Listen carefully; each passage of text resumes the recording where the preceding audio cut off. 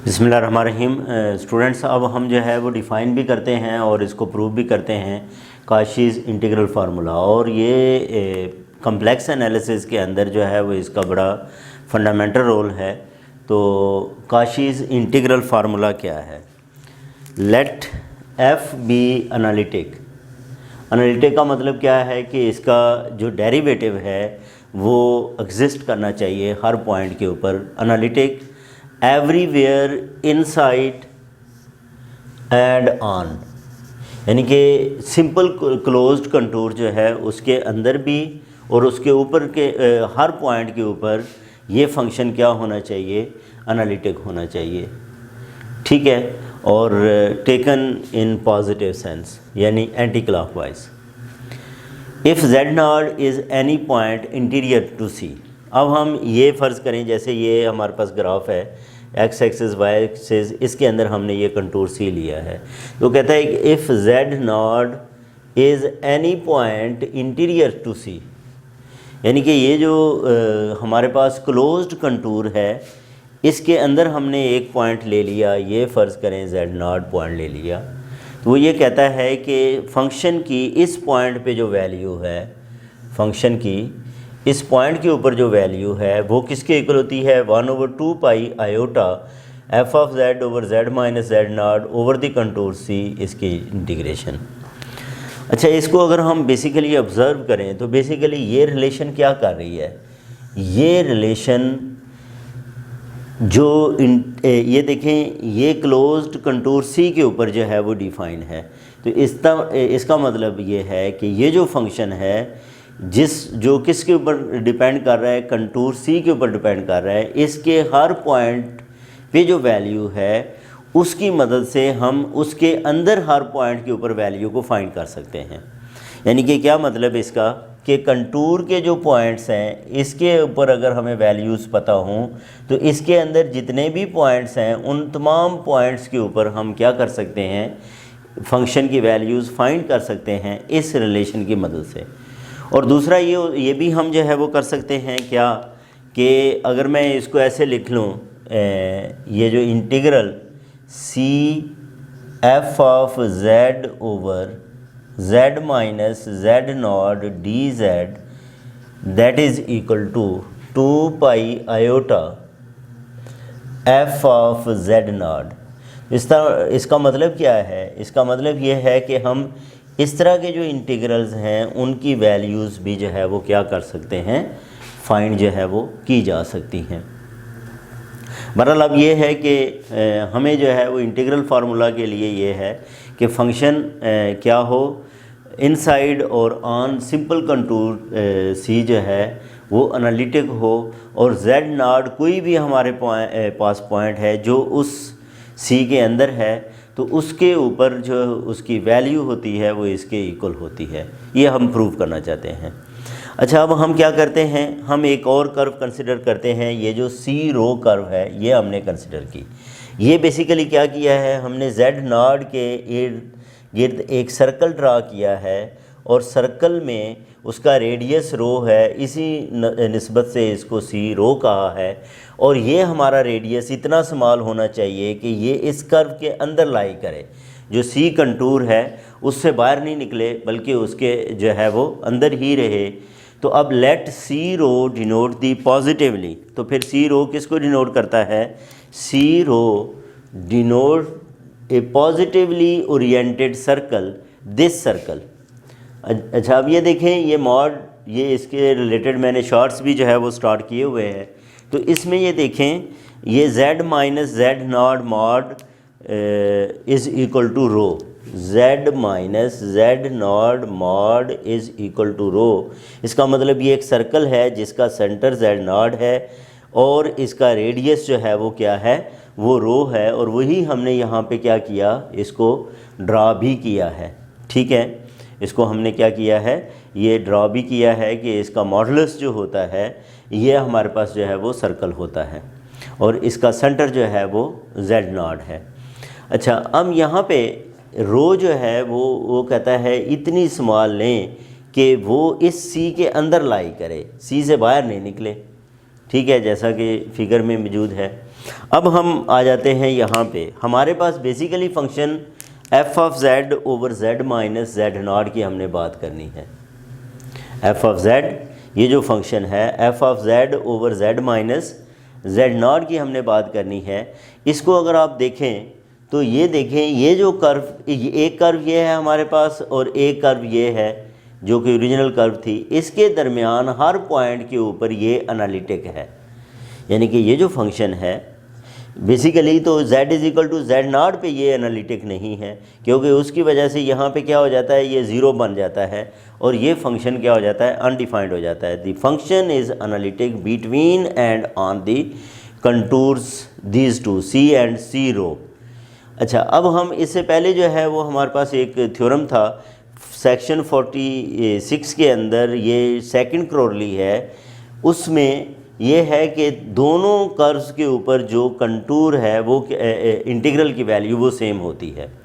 दोनों के ऊपर जो कर्व्स के ऊपर इंटीग्रल की वैल्यू जो है वो क्या होती है, वो सेम होती है। यानी कि आप इसको सी के ऊपर लिखें या सी रो के ऊपर लिखें, दोनों जो हैं वो क्या हैं, आपस में इक्वल हैं। सी रो के लिए भी ये इंटीग्रल और सी के लिए भी ये इंटीग्रल, ये जो है वो क्या है, एनालिटिक हैं। तो इस रिलेशन को आगे लेके हम चलते हैं और ये वाली जो रिलेशन है इसको हमने प्रूव करना है। अब स्टूडेंट्स हमारे पास ये रिलेशन 1 आई, जिसको मैंने इसे दोबारा इधर लिख लिया। अब हम क्या करते हैं, इसके अंदर अगर हम ये सब्ट्रैक्ट कर दें, minus C rho f of z naught over z minus z naught d z, इधर से भी सब्ट्रैक्ट कर देते हैं, और C rho f of z naught over z minus z naught d z, इधर से भी हम इसको सब्ट्रैक्ट कर लेते हैं। अच्छा, अब हम मज़ीद इसको लिखें तो क्या लिखा जा सकता है, यह आ जाएगा integral C f of z over z minus z naught d z minus. अच्छा, अब ये देखें, ये z के ऊपर इसका इंटीग्रल है, तो इसका मतलब f ऑफ जेड नॉट क्या होगा, ये कांस्टेंट होगा, इसे हम बाहर लिख सकते हैं। तो ये सी rho 1 over z minus z naught d Z, ये किसके इक्वल आ जाएगा, that is equal to C rho. अच्छा, अब ये देखो, ये इंटीग्रल सेम है, ये भी सी रो है, ये भी सी रो है, तो हम इनको कंबाइन कर लें तो हम f of z minus f of z naught over z minus z naught d Z जो है वो लिख सकते हैं। अच्छा, अब इसमें भी अगर आप ये नोट करें, इससे पहले हम जो है वो प्रूफ करके आ चुके हैं कि इसका जो इंटीग्रल है अलोंग दी क्लोज्ड कंटूर वो किसके इक्वल होता है, यानी कि इसको हम जो है वो क्या कह सकते हैं कि ये जो इंटीग्रल है, integral of c rho 1 over z minus z naught d z is equal to 2 pi iota के इक्वल होता है। ये स्टूडेंट्स किसके इक्वल होता है, इंटीग्रल 2 पाई आयोटा के इक्वल होता है। तो इसकी जगह पे हम 2 पाई आयोटा को रिप्लेस कर देंगे।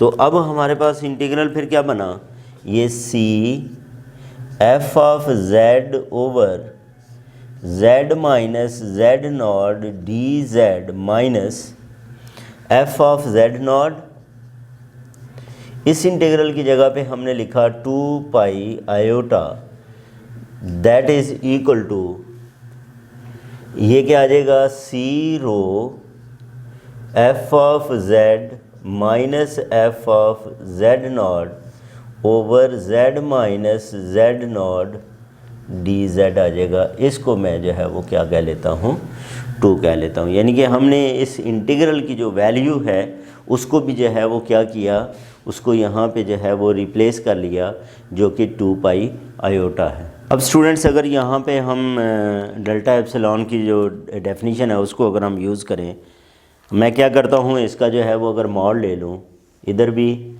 और इसका मॉड ले लूँ इधर भी,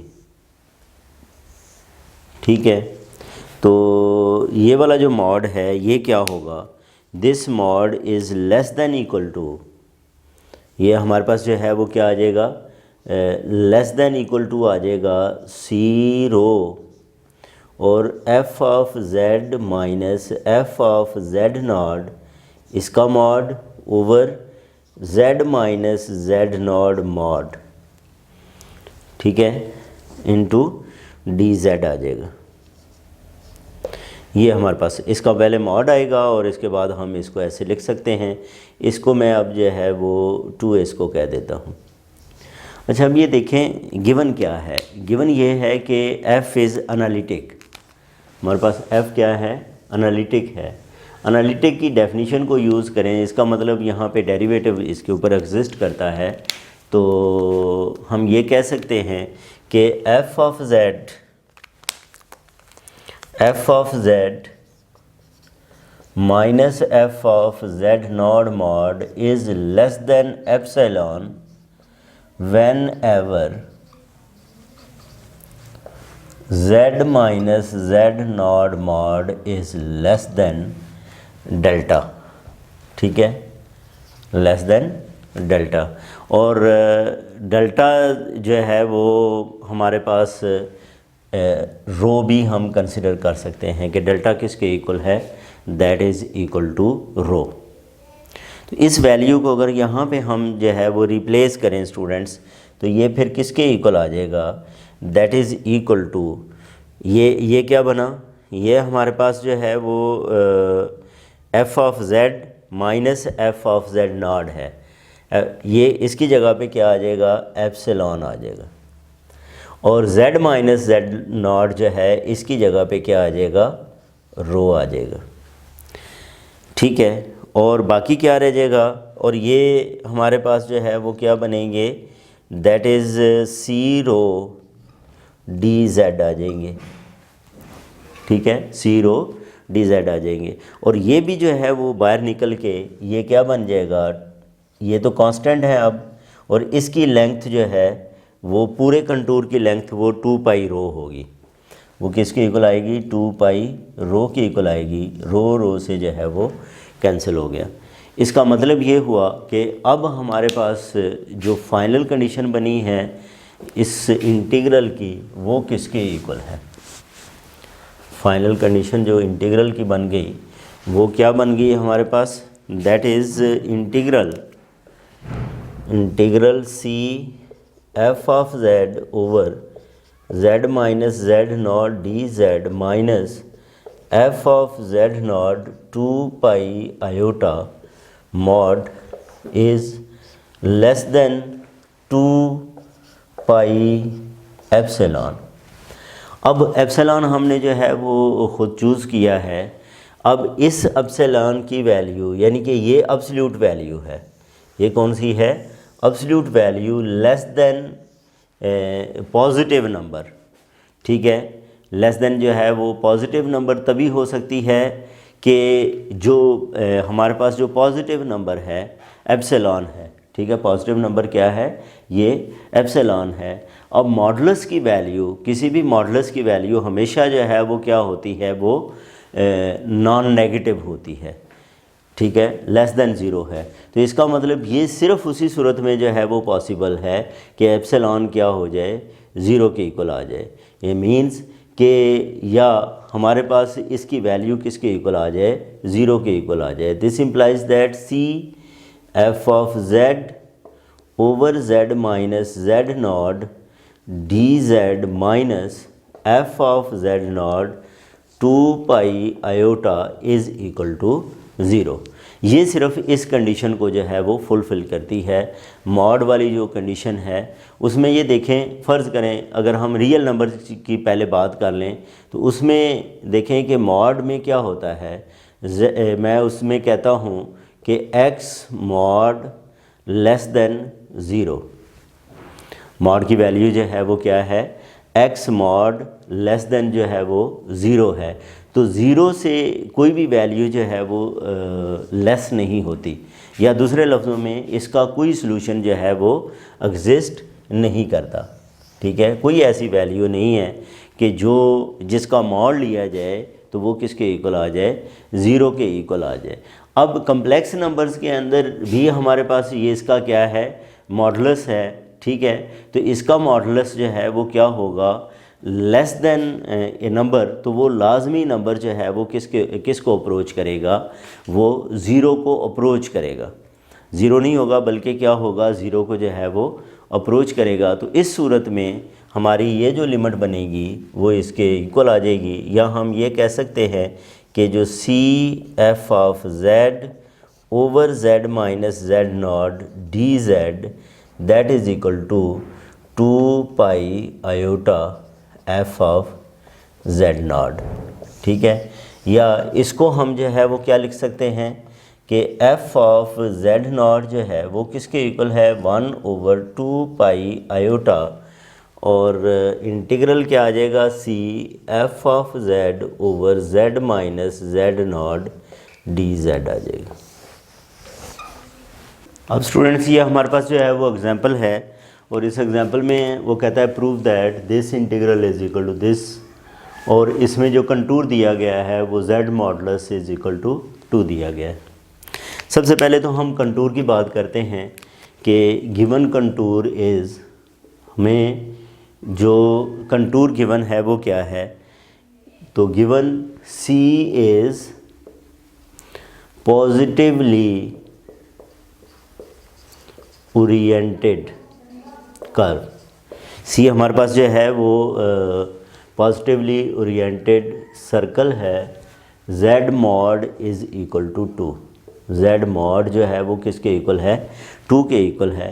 तो z mod is equal to 2 को अगर मैं स्टूडेंट्स जो है वो डिफ़ाइन करूँ तो हमारे पास ये वाली जो है वो कर्व ये बनता है सर्कल, जिसमें ये क्या है, दैट इज़ ओरिजिन 0 0, ये 1 और 2, यानी कि आप ये कह लें कि तकरीबन इस तरह का जो है ये सर्कल बनता है। ठीक है, ये हमारे पास जो है वो सर्कल इस तरह का बनता है, ये वाला। अच्छा, अब z mod is equal to 2, तो इसका मतलब इसके अलावा ये जो रेडियस 2 के अलावा जो बाहर एलिमेंट्स हैं वो इस सर्कल के अंदर जो है वो लाई नहीं करते। तो अगर हम 9 माइनस जेड स्केयर की बात करें, 9 माइनस जेड स्केयर को ज़ीरो करें तो z square is equal to 9, इसका मतलब इसका रेडियस 3 बनता है। तो ये कहीं इधर जो है वो लाई करता है, ये वाला जो इसकी वैल्यूज़ हैं वो क्या हैं, ये 3 हैं, यानी कि z मॉडुलस जो है वो इसमें ये 3 के इक्वल आता है। तो ये वाला जो सर्कल बाहर वाली वैल्यूज़, इसका मतलब इसके ऊपर जो है जो वैल्यू है इसके अंदर हमारे पास काशी इंटीग्रल फार्मूला अप्लाई नहीं होगा। अच्छा, दूसरी वैल्यू है z प्लस आयोटा, तो z plus iota is equal to 0, z is equal to क्या आ जाएगा, माइनस आयोटा आ जाएगा। z हमारे पास माइनस आयोटा मीन्स कि इस तरफ जाएं तो ये जैसे आयोटा है, ये हमारे पास 2 आयोटा है, ये माइनस आयोटा है और ये -2 आयोटा है। इसका मतलब ये हुआ कि ये जो आयोटा है ये माइनस आयोटा ये इसके अंदर लाई करता है, तो ये हमारा z नॉट होगा, यानी कि z नॉट जो है वो किसके इक्वल होगा, माइनस आयोटा के इक्वल आएगा। तो इसके अलावा फिर हमारे पास ये जो इंटीग्रल है, ये फंक्शन हम इसको डिफ़ाइन करते हैं कि सी z over 9 minus Z square और ये z plus iota D Z है। इसको स्टूडेंट्स हम क्या लिख सकते हैं, सी z over 9 minus Z square over z plus iota into D Z लिखा जा सकता है। तो उसकी वजह क्या है, उसकी वजह ये है कि ये जो फंक्शन है ये हमारे पास अब f ऑफ z बनेगा, और नीचे ये जो है वो f ऑफ z बनेगा, नीचे z माइनस जेड नॉट, और z नॉट हमारा माइनस आयोटा के इक्वल है। इसको हम मज़ीद जो है वो लिखें तो हम लिख सकते हैं सी z over 9 minus Z square over z minus minus iota into D Z जो है वो लिखा जा सकता है। इसको मैं 1 कह लेता हूँ।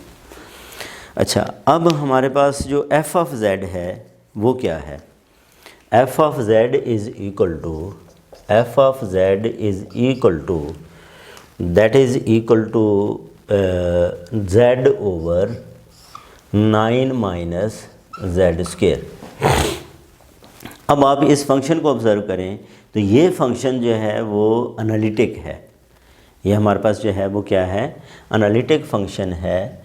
और इसके लिए F of Z iota minus 2 जो है, यानी कि जेड माइनस आयोटा, वो किसके इक्वल बनेगा, minus iota over 9 minus iota इसका स्क्वायर। आ जाएगा minus iota over 9 minus iota square -1 होता है, तो ये -1, तो माइनस आयोटा ओवर 10 ये आ जाएगा एफ ऑफ माइनस आयोटा। इस इंटीग्रल को अगर हम लिखेंगे उसके मुताबिक स्टूडेंट्स, तो ये क्या बन जाएगा, that is equal to 2 pi iota, ठीक है, और एफ ऑफ माइनस आयोटा ये आ जाएगा 2 pi iota. F of minus iota क्या आया है, माइनस आयोटा ओवर 10 आया है। ये क्या आ गया है, माइनस आयोटा ओवर 10 आ गया। अच्छा, ये क्या बन जाएगा, ये बन जाएगा 5, तो ये बनेगा pi by 5 minus iota square. Iota square -1 होता है, माइनस माइनस +1, तो ये पाई बाय 5 आ जाएगा। और यही हमें जो है वो क्या करना था, इसके अंदर फाइंड करना था। तो इस तरह स्टूडेंट्स इस वीडियो के अंदर हमने क्या किया, हमने एक तो ये जो काशीज़ इंटीग्रल फार्मूला है इसको हमने स्टेट किया, फिर इसको प्रूव किया, और उससे रिलेटेड उसको अप्लाई करते हुए हमने एक एग्जांपल को भी जो है वो डिस्कस किया। इसके बाद इससे रिलेटेड जो न्यूमेरिकल्स हैं एक्सरसाइज के अंदर, उनको हम जो है वो डिस्कस करेंगे। अपना ख्याल रखें। अल्लाह हाफ़िज़।